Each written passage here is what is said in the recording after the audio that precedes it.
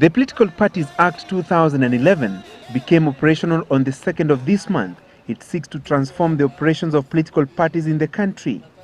And while concern has been focused on the date of next year's general election, the Independent Electoral Boundaries Commission, IEBC, has divulged that political parties have until close of business Wednesday to submit their rules of nomination to the Registrar of Political Parties.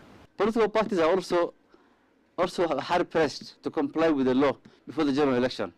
In fact, they should also be as worried as the IEBC, because they are required by the Act to comply with the Political Parties Act within 180 days from 2nd of November. Time is already running.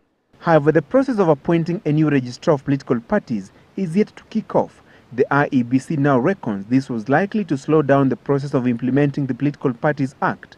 The registrar's office is currently headed by Lucy Ndungu on an interim capacity.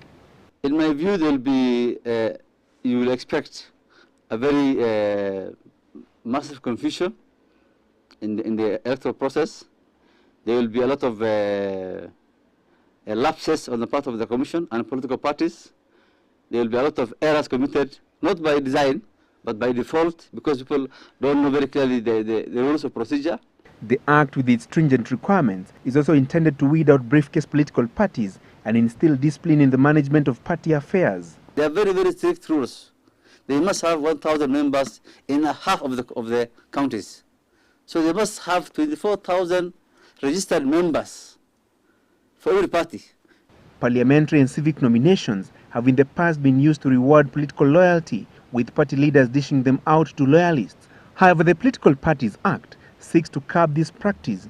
Parties will have to submit their list of nominees to the IEBC 3 months before the general election. When you go to next year, they must bring to us the list of their candidates who will contest for elections.